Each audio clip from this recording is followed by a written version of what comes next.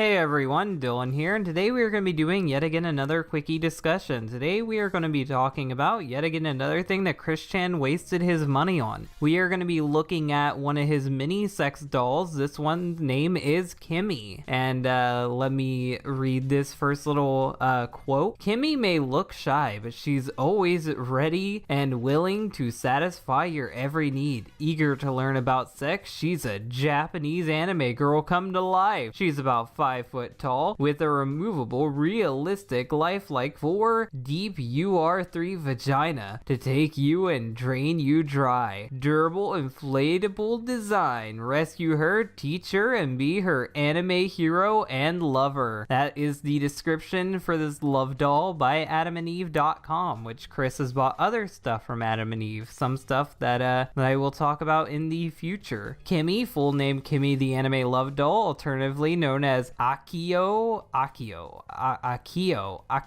Hopefully I said that right. Sorry if I fucked it up. I don't know Japanese shit. On some sex toy sites, in case you want to shop around. Perhaps the most notorious of Chris Chan's sex toys. Chris has a reputation of dumping girls at a whim, but on the 20th of February 2009, the entire Sonichu community was shocked and appalled when they heard the news about Chris had cheated on his one and only true love, Officer Nasty, for some Asian slut by the name of Kimmy. The shocking events were uncovered due to the leaking of the infamous sex tape, a video so shocking it made Paris Hilton's sex tapes look like something that would have been shown on the Disney Channel, and the video that gave birth to the infamous Jewel meme. Chris stated in the Blue Spike Logs 10 that the doll I was using was not a doll I'd choose right away because of the V-hole and A-hole are linked together. So it's like my duck can go all the way through and stick out its a-hole. After moving to Ivy, Chris has further abused Kimmy by taping a drawing of Ivy's face to her and profusely slobbering all over it. Chris's habit of using Kimmy to represent his various e-girls has led to many new fags to believe that Julie or Ivy were in fact no more than sex dolls and a voice in Chris's head, rather than the master trolls they actually were. And we have some photos of this sex doll. Hopefully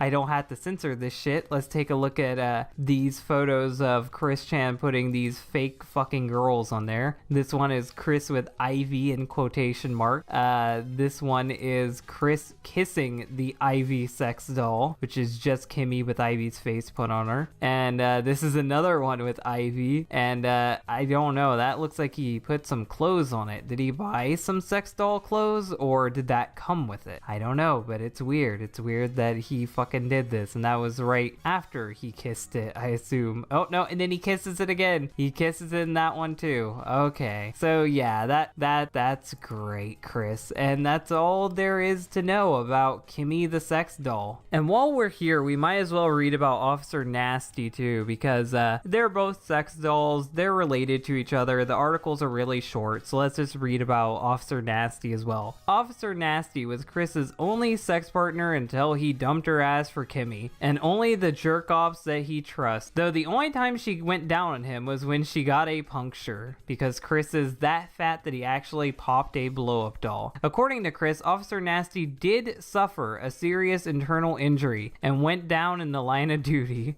He even claims that he's been through 3 Officer Nasty dolls already, a claim born out of the records of his orders from Adam and Eve. So Chris bought 3 of these from AdamandEve.com. I guess he really likes Adam and Eve. It is hard to discern whether the punctures were caused by his massive girth, his bent duck, or both. Note that the pictures were not taken in Chris's room, but his family's filthy kitchen. Yes, he actually brought Officer Nasty out of his room fully inflated. And this is a quote from Chris Chan. It says, it's just my artificial woman in her plastic blue outfit. Awesome to fuck, and cleaning maintenance is simple. So that blue outfit he put on the other doll was from Officer Nasty. That is so fucked up that you just recycled its clothes onto another doll. She'll only last until she has her internal injury. So that's Chris talking about his sex doll. Apparently he was buying really cheap sex dolls that kept popping on him, and I guess that's why he quit with these sex dolls. I don't know if he currently has a sex doll. The attraction sign. And we One start of out... Chris's Oh, sorry. most famous blunders of all time. Oh, yeah. It's something he has humored bringing back before. We start out with this quote from Chris. The only reasonable and inexpensive idea he could have ever fucking thought of. Chris talking in the third person. What? Did he insult himself? Maybe that was when he was trying to do his, you know what, I hate me too bullshit. And when he says inexpensive, is he talking about like hiring a prostitute? Is that the alternative? Like it's either you walk around with this sign proving you're retarded or hire a prostitute, which he did choose the latter later, so I guess that is the truth. He eventually did buy a damn hooker. Didn't that prostitute quit after fucking Chris? We can't prove it. Bad. She just doesn't have on the same website anymore. People have given me shit for saying she retired before. Anyway, I guess I'll read the first part. The attraction sign was used by Chris during his love quest to get the attention of boyfriend-free girls.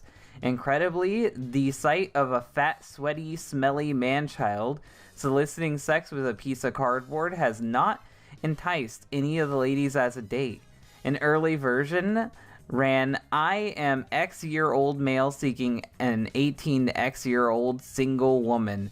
But more information about Chris and demands about his partner soon found their way onto the sign.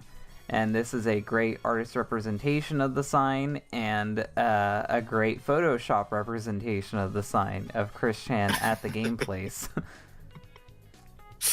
I guess using the most famous Chris face. I guess you can read sign Mark 1. The original sign, created in 2003, when Chris first started his love quest at the age of 21, is perhaps the most notable and amusing of them all. 21 and single white male, shy, smart, young at heart, computer skilled, humorous, a great thinker and go-getter. Fucking lies. He says computer skilled, but his websites were terrible. Absolutely terrible. They were basic and hideous. Yeah, it's the bare minimum of coding that you learn in high school.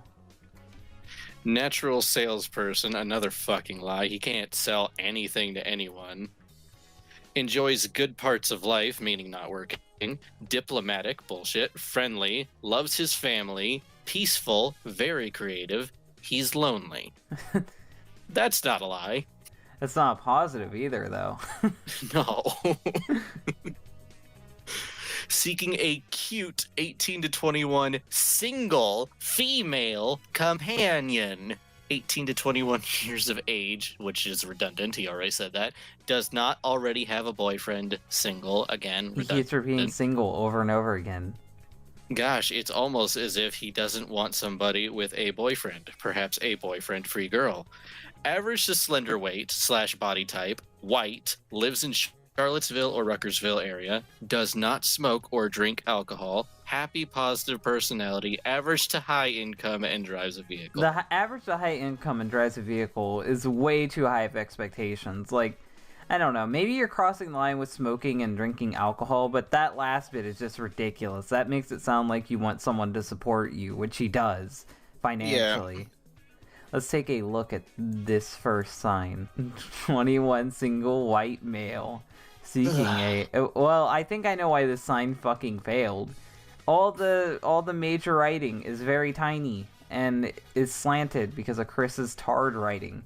You can hardly even read what he's talking about. Also, that's a lovely Sonichu on there with his fucking wonky ass eyes. Oh yeah, and I love that you put it right above a Burger King ad. That's definitely how you'll attract the older women, is with your attraction sign near a Burger King ad.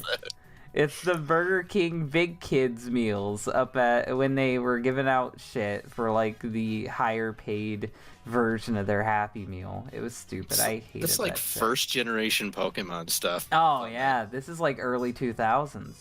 Shit. Yeah, it's crazy. 2003.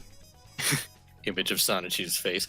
If any men read this huge sign, mind your own business. And to all men with girlfriends, except marrieds and blacks, go jump off a cliff. Have a nice day. He included the and blacks part because he didn't want to be racist. That was his whole point on that. Even though it just makes him sound significantly more racist. Because one, he's referring to them as blacks, which is one step lower than darkies, and he has to single them out. Yeah. I love that you put a smiley face at the end. Right? After telling people to go fuck off and die. Oh, there's a picture of him with his sign in the field. Yeah, I guess I'll show that before you finish the paragraph. Let's take a look at this terrible quality picture. I wonder who took this. This looks like an older Chris, because he's wearing that stupid little vest, it looks like.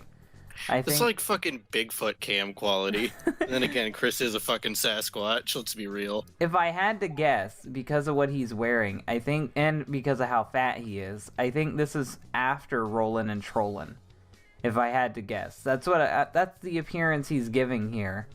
It'd be easier to tell if he had that weird off-center goatee that he was rocking. No, he shaved it before he went back and started trying to act like Chris again to prove to people that he's Chris. I think that's how they got this photo, is when he was running around acting like he's Christian to prove that Liquid wasn't Chris. Chris had other ideas beyond signs. Yeah, like throwing rocks at people.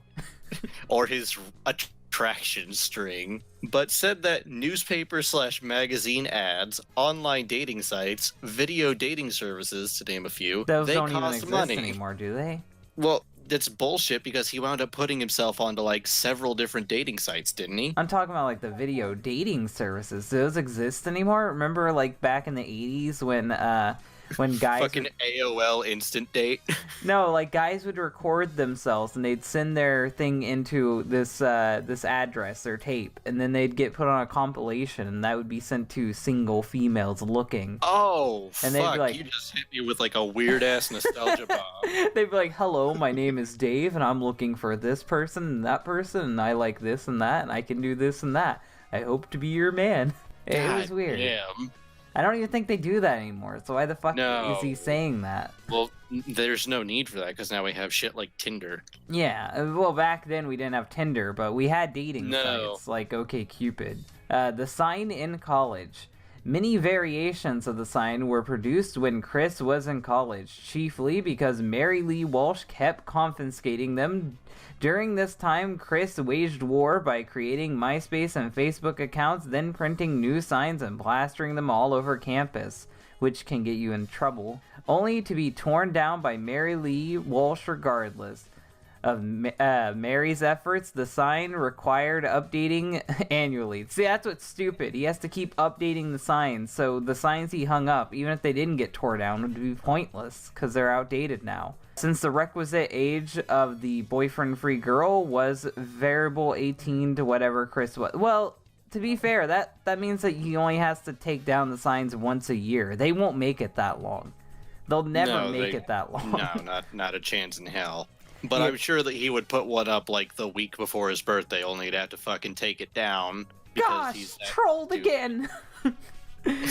The attraction sign shows a truly desperate time in Chris's life, where he advertises virginity in the same way you would advertise selling a card. And this is his Yu-Gi-Oh card, and this is like one of the signs of him breaking the fourth wall, LOL, LOL, XD, where like it's a card inside of a card. Plans for attraction. Pick up and draw. I can't read all that. Joke here. I think I can read that. Let me pick up, not draw, cards from the top of your deck until a female monster is picked up. Special summon that card onto your side of the field. Shuffle all other picked up cards back into your deck. That's fucking stupid. Thank God you can read that. My eyes just won't let me read that at all. Oh, I had to lean super close into my fucking computer to see that. Oh, okay. I'm pretty far back. Like, sometimes if I struggle on a word or something, it's just because if I was using my desktop, I wouldn't have been able to see that because I use my TV as a monitor. This is a sign from age 22. Based on its shape, it's most likely meant to be attached to a DS. One girlfriend, please. I'm a 22-year-old boy, not male, boy, seeking an 18-blank-year-old boyfriend-free girl. I am lonesome. And he's got like 1,000 copy-pasted Zap Buds. And he put a copyright disclaimer down there, too. These Zap Buds are they're sonetry material copyrighted by Christian. And he could have actually copyrighted Zap Bud if he wanted to, because that's an original idea from him, as far as I'm aware of. But he didn't. He does not have them copyrighted, so that's pointless. Nope, he just has the word Sonichu copyrighted. And he sees that meaning all Sonichu material is copyrighted just by that alone. Cover of a pamphlet on attracting girls. Oh no, he made a pamphlet. How to attract an 18 blank year old. Who are you writing this to? You're the one that sucks. Did he write this for him to read so he can take his own advice? For the very shy man. I want to know what that fucking pamphlet had on the inside. That's only the cover. Not for nothing, but that arrowhead is shit. That wouldn't stab anybody. Sign from age 23. And I guess he put it on this to make it look convincing to people that that's what it looked like. I'm a 23-year-old single male searching for... It's hard to believe I'm the same age as Chris at that point. God. An 18 to 23-year-old female companion who I can love and trust. I mean, if he just put that on a sign, it might work because he doesn't have all those strict requirements. Jesus. He might trick some poor idiot. Miscellaneous paraphernalia used conjunction with the sign. Let's take a look at this. Oh, God. Oh, no. It's his fucking business card. Oh, God. It's all of his business. It's the signs and the business cards. I am serious. I want an 18 to 23-year-old boyfriend-free woman. I am so sad, lonely, and single as a 22-ounce bottle of Pepsi. The fuck does that mean? I have no fucking clue. I am still I'm still waiting for Cupid's arrow to strike me. I'm very lonely. 21 and seeking. This is terrible. One free girlfriend. Oh, that's his one free girlfriend coupon. God. This is sad. This is beyond sad. Wait.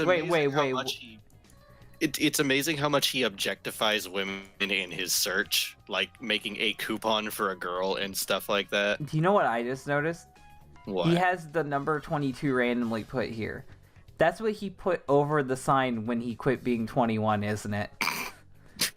He literally just pasted a 22 over it so you wouldn't have to make a new sign. What would be the best is if the 22's background color didn't even match the sign and it's just like hastily glued on there. Chris, like, I don't think you realize it's been a whole year of you having the 21 sign. It's probably time to replace it. Don't just slap a new number on it. That sign probably looks gross by now. I'm sure it'd be covered in McDonald's grease. I like that Sonichu card, though, because it has rare artwork of Sonichu that I've never seen high-quality version of. The Sonichu on a surfboard. That weird, lanky Sonichu. Yeah, it's one of the earliest depictions of Sonichu. It's weird. Also like the Sonic sprite on there. Okay, I guess you can go for a hiatus. And do you want to return the sign, too? Yeah, I'll go down there. Discouraged by Barb, Chris retired the sign proper sometime before August 2009. I'll read this. During all this, I learned from my mother that the sign made me look retarded, and eventually I did away with the sign. Yeah, it was the sign that made you look retarded, Chris. I think on later revisions, he said that he came up to that decision on his own, and that his mom didn't impact it. Well, he has to make sure that he comes off as the genius who deserves all the credit and praise. In June 2010, Chris wore a shirt saying, "I enjoy vagina," and an exposed bra saying, "Want woman," over his large guy. Want woman. Me want woman, me Chris. A lazy and frank form of the sign. While this display is even less pleasant and more direct than the original attraction signs, his reasoning for each seems to be the same. If he just reveals to boyfriend-free girls what he wants via literal, verbal language, any of them will want to give it to him, regardless of how bizarre, off-putting, and out of touch with their wants and needs that revelation is. This lends even further credence to his ridiculous sense of entitlement, and that he never understood why the sign made him look like a retard in the first place, and he hasn't grown, matured, or learned anything since he stopped using it. A few weeks later, on the 4th of July 2010, that is a terrible time for something to happen with Chris. Chris attempted to attract an unfortunate woman at a local fireworks celebration by wrapping a note around a small rock and throwing it. I mentioned that earlier. I said me, Chris, me want woman earlier, but he just went full fucking caveman. Yeah, he was legit throwing rocks at people. Oh, I didn't even read ahead. They even call him a caveman Yes, here. yes, they do. That was a popular thing. It was a popular theory at the time. Combined with the earlier want woman tactic, this caused some trolls to assume Chris was beginning to devolve into some sort of caveman, implying he was evolved in the first place.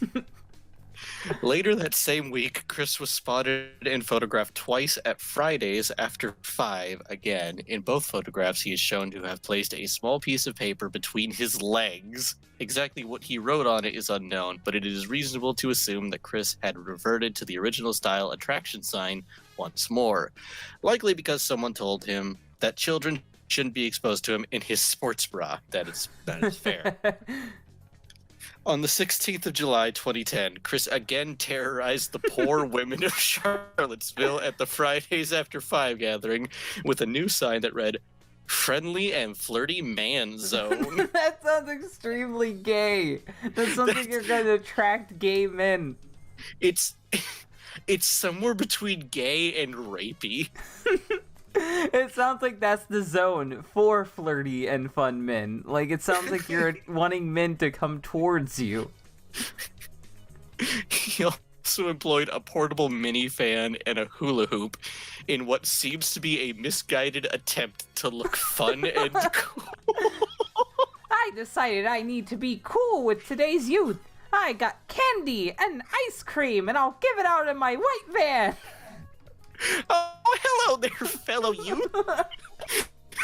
In a February 2012 Facebook status update, Chris mentioned that he plans to wear a sign around his neck that says, "If you like me, tell me." No one will ever approach him. No. Whether or not he actually did this was never documented, but knowing Chris, this was certainly not an idle threat.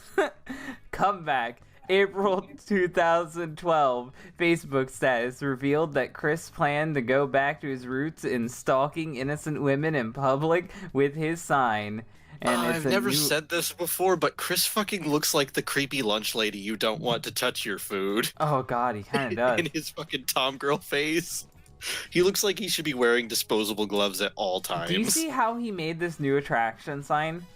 That's probably from one of Bob's labelers from like the 1950s. It looks like a ransom note. It's one of those like military labelers, and he ran out of letters. Look, M is the at logo. Single is made up of several different letters, including a W and a 7, which is a number, not even a letter. 3s are used for the E's. So either he's doing that to be quirky, or he literally ran out of letters. That's terrible Genuinely looking. looks like a ransom note. Yeah, it looks like a murderer's. It looks like a murderer's note. This is too great in these queer, grave, desperate times. I am going to start going back to Fashion Square Shopping Center in Charlottesville, Virginia, with my sign, and going into my sweetheart search full on, guns a-blazing. He later revealed he was lying in a baffling attempt to try to troll the trolls, which he has tried to troll the trolls before, so I kind of believe him on that one. Yeah, he's not good at it, but he's tried it. You want me to take this one? Yeah. And then I'll conclude it with Chris. On July 2014, Chris made a new OkCupid account, which resulted in a few new photos of him in full Tom Girl regalia. I shudder.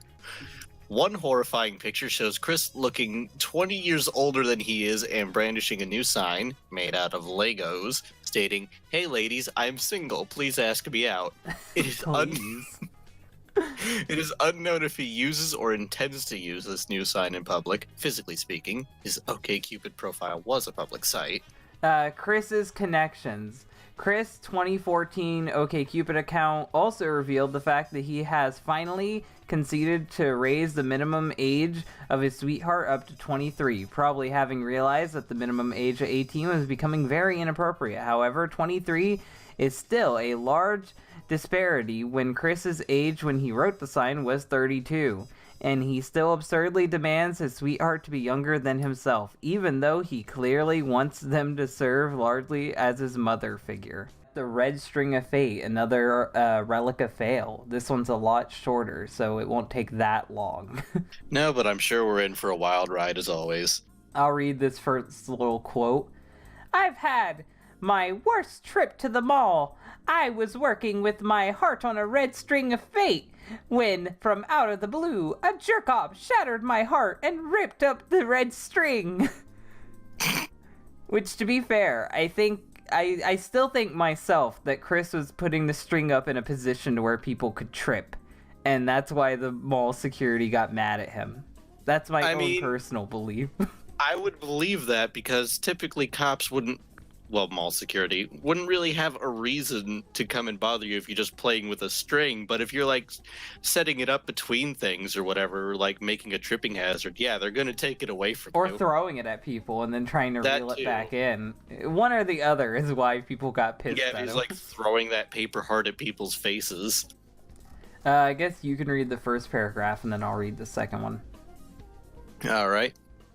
The Red String of Fate was a plot Chris came up with in 2004 to attract a boyfriend-free girl. He probably got it from Excel Saga or some other anime, as the red string is allegedly an important metaphor in Asian courting rituals, similar to the concept of having a soulmate, emphasis on metaphor.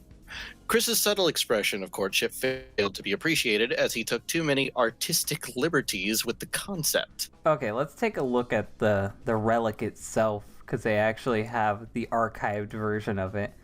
You can see that it has like a little metal hoop on it, and it doesn't appear to be laminated. It looks like it's either laminated and Chris taped the two laminations together, or it's literally just paper that he taped together to make thicker. And I don't know why he even bothered writing on it, because the tape covers up his writing, and I can't read his writing anymore. That's completely illegible. Not to mention, he claims to be an artist, yet he can't draw a heart. This looks like a saggy pair of tits and nowhere close to being a heart. It kind of looks like a suffocating scrotum. God, Chris, your artistic skills are unchallenged. According to Lucas and Mims, Chris would attach a paper heart to a red string and throw it at women. Okay, I was right. Then pull the string like he was reeling them in. A small red heart had text on it on the outside reading, "Pick me up and bring me to my owner." An ingenious strategy to reel in the ladies. Quick's diary tells us that Chris came up with the idea around the beginning of August 2004. I have a new idea, he says in the beginning of that month's entry, that I am sure will reel in a girlfriend on a fateful red string. I hate that he teases us like that. Like, he's just writing the diary for himself. Why does he tease it like he's about to shoot up a school? On the 5th of August 2004, a mall security guard took Chris's red string off of him. For over 15 years, Chris had not picked up the idea. There is certain irony, given how much Chris whines about them, that this method of fishing is known as trolling. Is it? Is it trolling? I don't know. I mean, it's being a nuisance. The red string, as shown in Excel Saga, noticed that Chris looked like the main character with the string. See, with how he's doing it, with how he's got it wrapped on both fingers, I can see Chris trying to replicate that and put it on 2 chairs. I can see that happening. Because Chris is too lazy to have it tied to his fingers. So either he's inconveniencing the people in the mall he's loitering in, or he's trying to trip people in the mall he's loitering in. Either way, it's not good. So what did you think of the red string of fate? Oh, it's amazing the things that Chris will do to try and get a boyfriend, a free girl. I think... Yet showering is not one.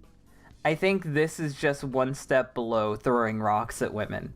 But this is like the first indication that Chris is willing to possibly harm someone to try to get a woman, just throw shit at them. I'm just imagining if Chris went full fucking caveman and just picked up a whole bunch of rocks and wrote "love me" on them and just started pelting random people in public. This is kind of like the predecessor to The Rock. because it's something he throws at people, and it itself is an attraction sign. Yeah, I think I'd call the Rock of Fate. And if there's a video, if there's an article on that, I will read it eventually. Even though it would literally just be, this is a rock Chris throws at people, I would read that still. The unclit was what Chris called a small piercing on his taint or perineum in clinical terminology. What's known as a Gucci piercing among body modification enthusiasts, he had apparently gotten it as a fair substitute for a clitoris, indicating that Chris believes that the clitoris is located on a woman's perineum. It seems that Chris's knowledge of female anatomy wasn't noticeably improved by his encounters with Mia Hamm, which is the prostitute he had sex with, which I covered last year if you're curious about that. Chris's rationale for getting his unclit also included an introduction to the sex lives of female bonobos. I have no idea what the fuck that is, and I don't want to know. After a couple weeks, the piercing began to migrate out of Chris's body, what the fuck, in a process referred to as rejection. Instead of letting the area heal before a second attempt, Chris immediately tried to re-pierce it with a safety pin, which is extremely not good. You can get staph infection like that. This rather predictably resulted in the migration worsening. And even after going to a professional and having it redone again, which third time is the charm, I guess, his body still rejected it, showing that Chris's insanity is rejected by even his body. And Katie eventually convinced Chris to give up on the piercing altogether. Factoring the 2 professional piercings and 2 items of jewelry, Chris wasted a grand total of $200 of his monthly tugboat on this. That's $200 from the government wasted on this stupid endeavor. September 18th, Facebook status. Well, a whole half month without a new update on the Trolls website. I was hoping for longer than that. And I was going to make a public announcement about it anyway, but the cat is out of the bag now. Anyway, I had something done to me that is radical, and his random capitalizations makes me want to die, that I did for my lesbian soul. I got a new piercing on my taint on Monday the 15th, about where my clitoris would be. That's not where it would be if I was a woman. It was a short steel straight piece with steel spheres, which is pretty normal for a piercing, of which I refer to them as my unclit. That's not how that works. I am tending to its cleaning personally, which it got infected, so no, you weren't, in daily baths. It should just be showers. Baths will make it worse, as well as cleaning the area with rubbing alcohol twice a day. I don't know if that'll help. Kristen Weston Chandler. Wait, why'd he go with Christian? I thought he would go with Christine if he was already saying he was a woman. I guess that's a fucking Freudian slip. With no other outside options from anyone, have been long thinking about getting a piercing on my taint with a steel sphere where my clitoris would be, which that's not where it would be if I was born female. In my soul identity as female, which he identifies as a woman by his ghost, he's not like a normal trans person where they just feel like they were born the wrong gender. No, he thinks his ghost is a woman and a lesbian as fair substitute for that, to stimulate woman's clitoris via scissoring. God, Chris, you are so fucking clueless. Years ago, after watching the lesbian couple tripping each other, which I didn't need to know, Chris, in the softcore porn movie, The Key to Success. Thank you, Chris, for telling me what porn you watch. And for those who didn't know about tripping, it is commonly known as scissoring. You don't need to tell me. Is when one woman and her vulva rub against the other woman's vulva. Yes, Chris, I know how scissoring works, to stimulate each other's clitoris. In fact, there are clits that actually stick out. You know what, Chris? You know what? People also put on strap-ons, which is a giant fucking pickle. So, and I know you know about that. So why don't you bring that up? Is it because you don't like dicks penetrating the labia and better stimulating the other clitoris? The female bonobo monkeys have long clits. You have no idea what the fuck you're talking about. And they trib the other females' bonobos a lot of the time. And to make sure everyone understands once and for all, I am a female lesbian soul trapped in a male body. Or, to put it another way, I am my own lesbian transgender. He thinks that he is trans lesbian, not transgender. He thinks he is trans lesbian. This is how seriously you should take him whenever he says anything regarding his gender. I am seriously into women. Males offend me. Even my own penis totally grosses me out. I am glad that I tuck it underneath my taint so that I don't have to look down at that ugly bulge. Well, that's not good for you either. That can cause damage. I have come out as lesbian transgender that I always have been, ever will, and every one of you sods who continue to mislabel me as homosexual male, which you most likely are, or hint toward anything of that in distasteful jest, you can kiss my vagina of my soul. That is fucking stupid. Have a good day. And in case you didn't watch my last video, Chris is bi now, so all that is bullshit. Despite the obvious violating the community guidelines, as well as being reported by concerned Facebook users, Facebook decided that no part of this status was considered pornographic enough to warrant being removed. Chris appeared to have either gotten very bad advice about caring for his new piercing, like I fucking said, or gotten good advice and ignored it. No knowledgeable body piercing provider would suggest cleaning fresh piercing with rubbing alcohol. Yeah, I thought that sounded wrong, which is far too harsh of a solvent. Yeah, I thought it would be really fucking irritated if he did that. Chris's misguided aftercare regimen likely contributed to the piercing's rejection. It could be a lot of things. It could be the baths he was doing too. That isn't good.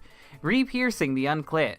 On the 4th of December 2014, an update was released on the CWCki forums that Chris had re-pierced his taint. The new piercing jewelry was apparently made of gold. I got a gold barbell jewelry pierce, and I will be getting it re-pierced later today. Yes, Chris, it was the type of metal that made it get rejected. Let's pray that in a month this one does not go migrating either. I am sending caring vibes and love your way. Have a lovely and safe day.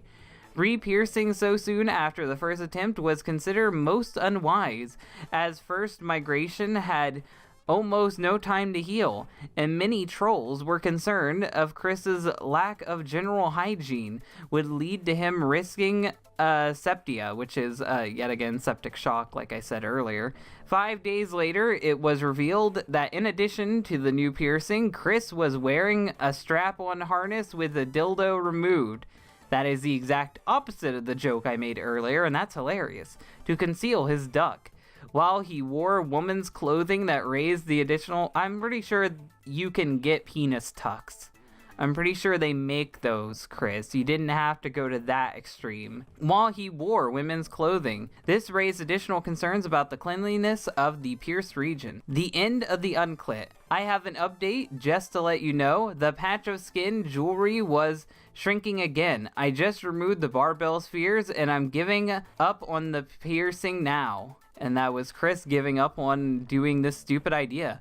A message from Chris leaked to the CWCki forums on December the 12th showed that he had removed the piercing due to the patch of skin the jewelry was in shrinking again, presumably referring to another migration. He stated that he would give up on the unclit. He was deeply disappointed with this outcome. However, on the CMIS 2014, still hoped that he could receive the gift of a magical transformation of the body from male to complete female, which is what he added into the comic with Magichan just zapping away penises. Santa seemingly did not oblige him, perhaps prompting Chris' malicious assault of a store employee on Boxing Day, and you know what that's referencing. Or is it? And then this hints at the new unclit, or him cutting open his taint, which maybe we'll talk about that a different day. The classic. We start this off with a quote. I have just dug through the dirty half of those bags, more than 10 or 20 of them. Then in a bag of damp ones, I found the shirt. Chris on the shirt. Nonchalantly revealing Barb had hoarded 20 bags of old clothing after the fire. The classic is a red and blue, seemingly Ralph Lauren brand rugby shirt formerly worn by Chris from at least before December 20th, 2004 to when he became a tomgirl. It was initially thought to be lost in the 2014 to the destruction of Chris's house, which is the fire they're referring to, but had survived at the bottom of a soaked, grimy garbage bag full of clothing. Prompted by Chris's financial crisis, he went searching for it in April 2017, hoping to sell it to a fan. Now, one thing you need to know about clothing is, if clothing is left in water for long enough, it will slowly start to deteriorate. So I think most of the damage came from it being in that bag for so long. If Chris would have sorted through the clothes right after the fire, maybe it could have been saved, but he just waited far too long to try to do anything. It slowly rots. Although no such sale came to pass, as of August 2018, the original shirt is lost. As of October 2019, Chris owns Mark II Classic, almost the same as the original, but sporting orange and blue instead of the original orange, red, and blue. Well, then it's not the same shirt. I don't care. If it's not the same shirt, it doesn't matter to me. Don't call it the Classic. History. The earliest known instance of Chris wearing the Classic is in the All I Want for Christmas is a Pretty Girlfriend clip, a very famous one, infamous, filmed on December the 20th, 2004. The shirt made many appearances between 2005 and 2009. Chris wore it on February 25th, 2007 during Christian Weston Chandler's Future Message, which is the iconic video, one of Chris's very first videos to be noticed by the internet. The first video he uploaded on YouTube. It's also the debut shirt from the comic book Chris, and that's really the only reason why it's famous at all, is because that's the shirt Chris wore in the comic. That's why everyone loves that shirt. Though the colors he draws are lighter than the real thing.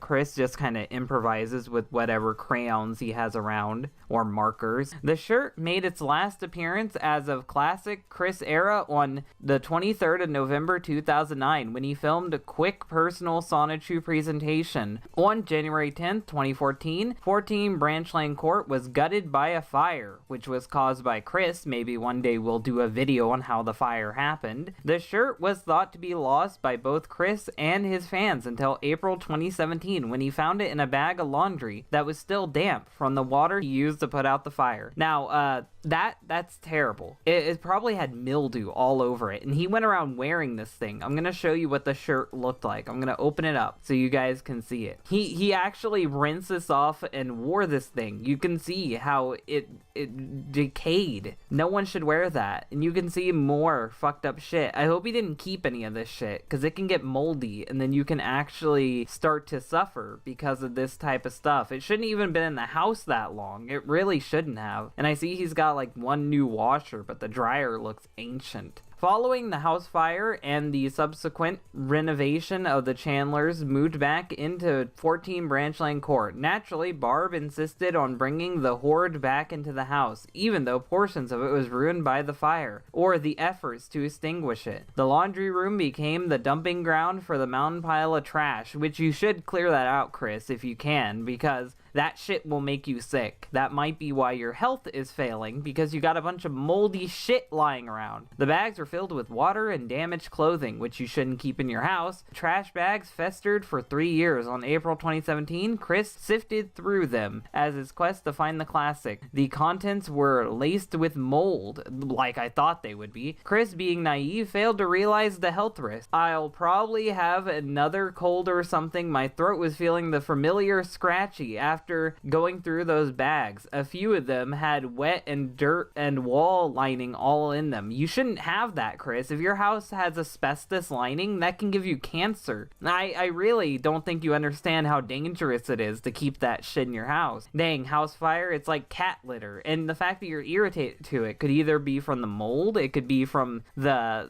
installation. That all of that shit is dangerous for your health. After finding the classic and inspired by the successful sale of the Sonic Totem Relic for $1,500 2 weeks before, he listed the shirt on eBay for $12,000 minimum on the 19th of April 2017. He immediately snapped a photo of it, then posted it for a listing, not realizing that the mold growth evident in the picture would not entice sales. He later washed it and then posted a photo of it on eBay, replacing the original one. Well, that doesn't help Chris, because we already seen the first photo. Later, he recorded live game stream C-Log whatever numbers those are, the shirt to promote it. Donning the shirt for the first time in years. I wouldn't have wore that thing. Having last worn it in 2009's quick personal sonetry presentation. 3 days later, the auction ended at $25,100. The winning bidder did not pay. What a shock. Humorously, Chris fails to realize that $25,100 is a gross overestimate of how much money it would be required to repair a piece of clothing, even those affected by water damage. And you can see like holes in the shirt. This is the shirt after he made the attempt to clean it. But really, there's just no saving that. It's beyond fucked. It's just so fucked up. I don't know why he would even try to fix that fucked up shirt. Restoration effort beyond help. Multiple tailors and cleaners upon seeing the shirt, according to Chris. Yeah, that's what I would say. Could any of you haters sew better? The hole was large. I sewed as good as possible. Then I reinforced the latter with a patch cover. Why would you do that? You should never patch. You shouldn't patch shirts like that. Why would you do that? If anything, this not only keeps it as iconic, but marks it as another masterpiece for myself, making it worth more. No. Any worth that it had is gone. Like, you had an obvious thing you could do. If I were you, I would have cut the shirt up, framed the pieces, and then sold the framed pieces for money. Like, you could have sold the frames for like $10 each, $20 each, and then people would have had little fabrics from the original shirt. And hopefully you sealed it enough to where it wouldn't contaminate people. Chris began an effort to restore the shirt on April 29, 2017. This shirt had sustained large tears as a result of neglect. He asked several professional tailors to repair it, however, they turned down the job as being too difficult. Undeterred, Chris set out to fix it himself. He recorded 90 minutes of him sewing the shirt and posted several before and after photos on Twitter. And that's one of the before and after photos, and you can see that the whites don't even match. That's just the minimum of what's wrong there. A commenter on Kiwi Farms noted the issues with his project. Incorrect type of needle, patches were incompatible with the shirt, not trying to match the colors, not taking measures to prevent frays or shrinkage, not applying patches to the inside of the shirt. Yeah, those are just some of the issues with it. And, like, this looks worse than the shit I did when I was a kid trying to sew. After a few hours of work, Chris declared his effort a masterpiece, because of course he would, and said the classic was worth more because of it. At the time of this statement, he believed he already made the sale for $25,100. On May 4th, after 5 days of work, Chris completed the restoration. He signed it using his trans woman name and celebrated the job by wearing it in public, which he shouldn't have. By 2018, the shirt deteriorated. Chris attended too many games with the shirt on, which I covered that. If you want to see how the shirt looked then, go watch that video. With the shirt in June of last year, the photographs of him wearing it at the event showing the shirt was practically falling apart, and that's because it sat in water for so long, it just made the fabric start to deteriorate. And some of the stitching Chris had attempted to carry out, having split or frayed in places. On the 4th of July, a very special day, he posted on Twitter asking Ralph Lauren's help in either reproducing or restoring the shirt.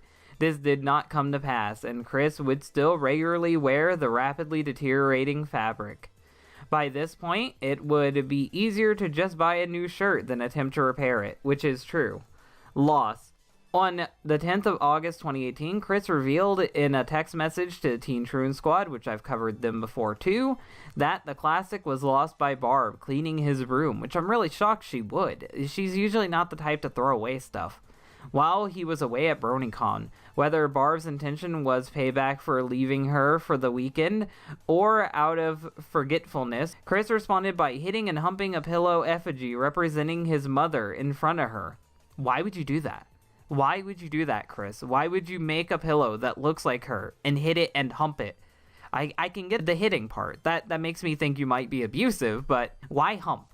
Why hump, Chris? He would then search for a replacement, which is first seen during the Dimensional Merge announcement videos. And these are some more of the photos, the restored in public, Chris promoting his Patreon, the old shirt, the 4th of July, how it looked like, and a pony card of it. The PSP a fail. One of Chris's abominations. Shocking? No, he really has no skills with collage. And this is what the PSP itself looks like. You can see a horribly photoshopped image of Chris Chan and Sonichu, and we'll get a better look at that in a second, but that is to confirm that yes, that does exist, that is real. And this is yet again another item paid for by your tax dollars, which means that Chris got this with one of his tugboat checks. Chris PlayStation Portable, in true and honest quick fashion, is covered with cut out pictures of Sonichu and Rosachu, Chris himself, and the colors yellow and blue, which one of those is Sonichu's favorite color, if not both of them, but Chris likes those colors too. To match the Eschew ball, it was revealed in Chris's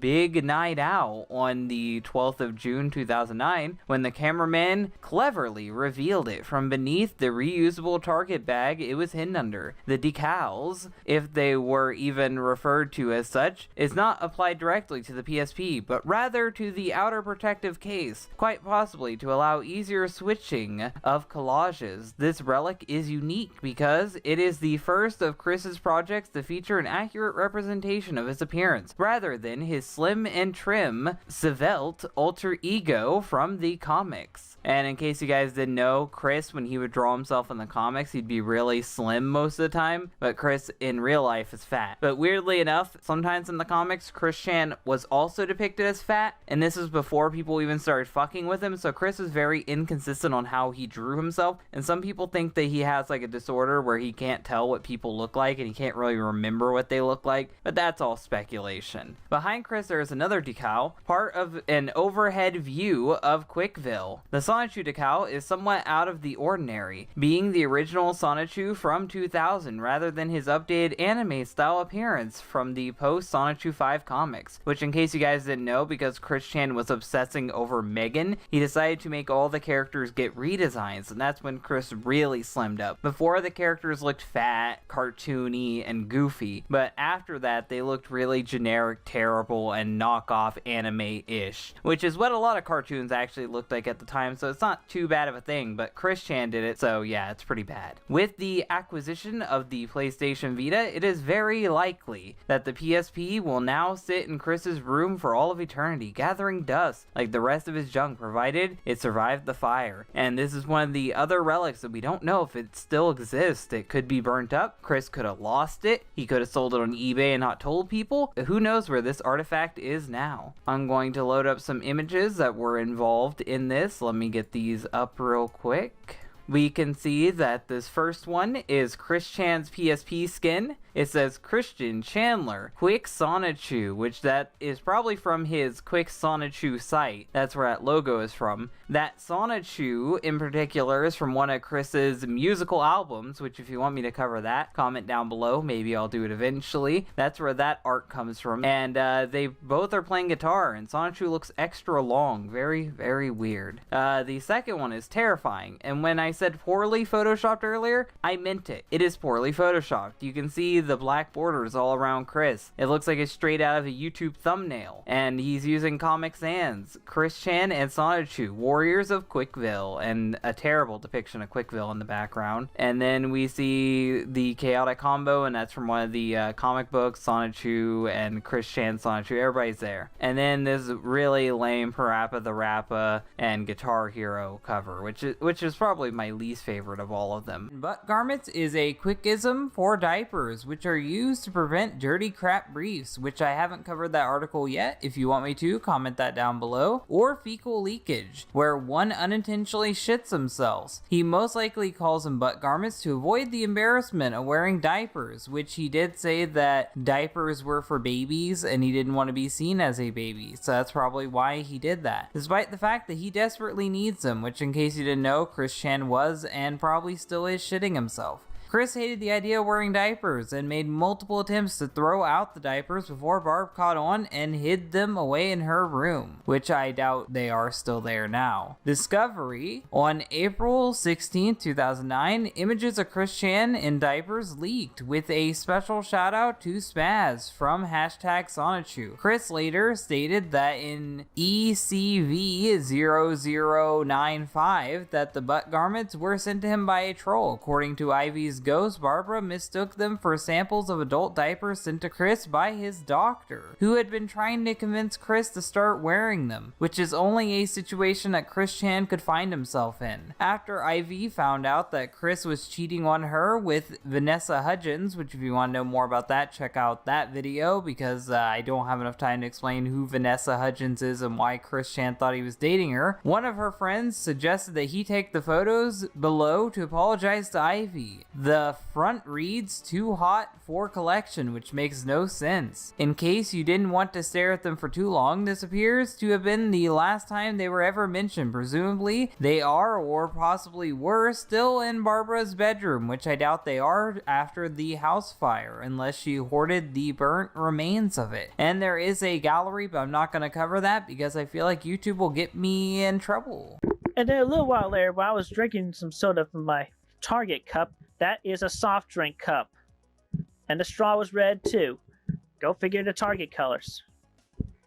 I mean, guitar.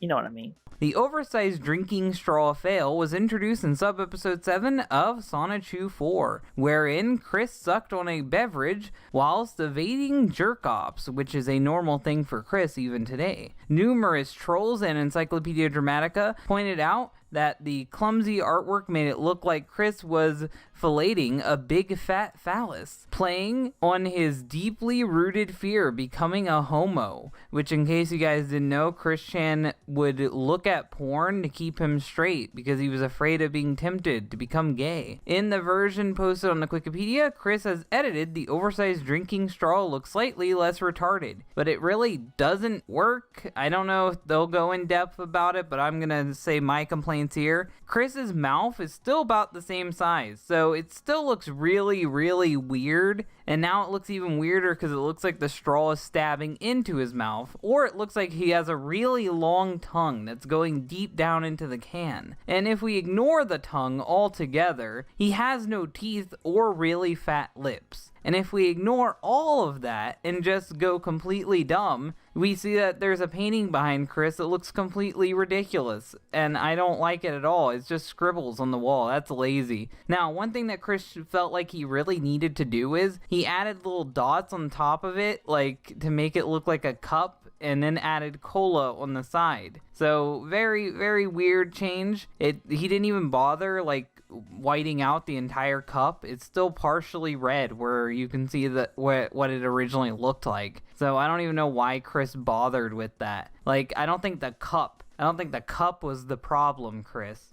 It's worth noting that even the new and improved drinking straw is wider than any of Cartoon Chris's fingers or thumbs, which is true. I didn't even notice that. That is a fat straw regardless. And the part above the bin, for some reason, is narrower than the part below. Also, given the nature of Chris's terrible artwork, it is hard to determine which of the following is correct about his new mouth. Is it wide open, which is what I thought a second ago? If that's the case, it would be impossible to drink in that manner depicted, which is what I was saying too, unless it's like a really long tongue. Unless you got a vacuum of lungs like Kirby. The drinker's lips must form an airtight seal around the straw in order to draw liquid up through it, explaining how a straw works. Number 2, he has drawn himself with massive niggo lips, which is the term that Chris Chan used for describing African Americans. Very politically correct of him. Chris's lips may have simply been ballooned to an enormous size, giving him the impression that he's wearing Maybelline. Hilarious. Whatever the truth may be, Chris cannot even correct any of his mistakes without finding some other way to screw him up in the process. Now there is an art gallery here. I only had to blur one image, which was literally them replacing it with a penis. So we're gonna look at all the other ones before we end this. We have Chris Chan and Sonichu drinking out of the retconned cup with the lid,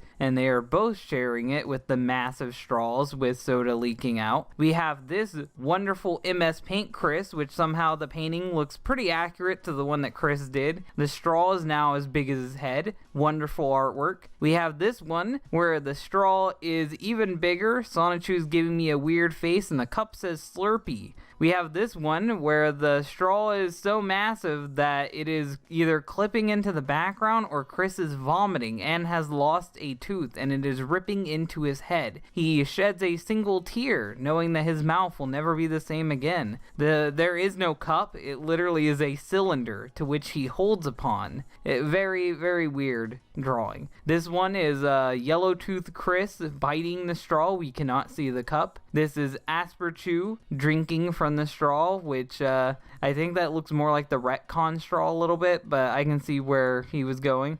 This is a hyper-realistic depiction of it. You can see the acne on Chris's face, you can see his accurate proportions, and you can see how ridiculous Chris's straw originally would have looked if he actually was drinking that, which is the main thing people point out, is that this is a depiction of a real event, even though it's like fabricated and has magical hedgehogs in it. It's still supposed to be a real event, and it would be funny to see Chris drink out of a straw that fat. This is a poorly done, sketchy, fucking terrible abomination. This is a very creative artist rendition of it. I don't know what the cup says. Maybe it says cop. I have no idea. Maybe lop.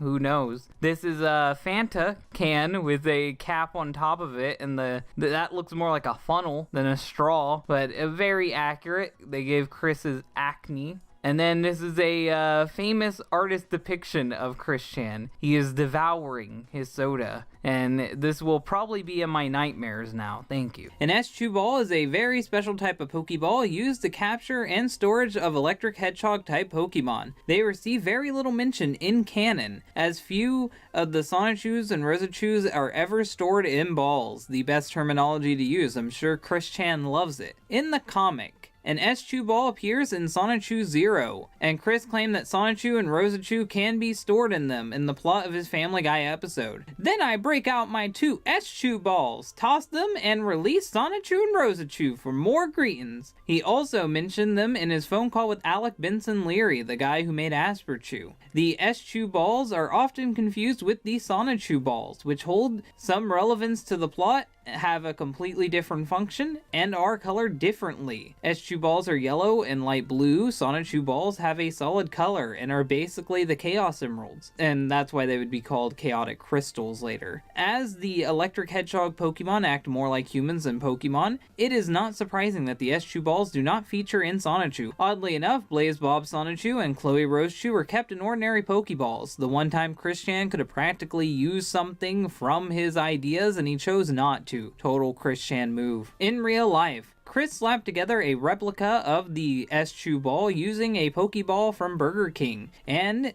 topped it with Crayola Model Magic. Burger King, check. Crayola Model Magic, check. Total Chris Chan move. Although he later lost a piece from it, that is also a Chris Chan move. He fashioned a new one in November 2017. He also claims to have drawn an Eschew ball on the back of his Sonichu medallion. This is probably what the blue blob to the right of his signature was, and I always wondered what was up with that, so I'm glad I got an answer. In 2018, Chris claimed to have received a physical Eschew ball from Quickville and showed it to Count Dankula. That's after the whole merge shit. In 2019, Chris bought a Pokeball Plus for $47 and painted to resemble an Eschew ball. Chris then tweeted pictures showing that he bought 5 more Pokeball Pluses so he could have a full team of 6 Pokemon on his belt and reap in more in-game rewards. Chris then justified his purchase by saying he bought them pre-owned, and a fan gave him the money, which still doesn't justify anything, and it's still a waste of money. Money that he could have used for bills or food. Gallery, we see Chris Chan dressed as Chris Chan from the comic books holding an Eschew ball. We see his medallion with the fucked up squiggle on the back. We see drawings from the comics. We see a Lego Eschew ball Chris made. We see a Pokemon card, a Yu-Gi-Oh card, some video game skins, some real-life replicas, and finally we see that Chris gave away one of his expensive Pokeballs at BronyCon to a troll, or as he calls it, a Gal Pal. And that was everything you need to know about the Eschew ball. Hopefully you guys learned a lot today about this. By the way, the Eschew ball is what's on the Quickie logo. That's one more tip, free of charge. I didn't mention that in the article. I thought I'd mention it right now. If you guys found out something new from this video, hit the like button. If you really like this video, then share it. And if you want to see more, then subscribe. Thank you guys for watching, and bye.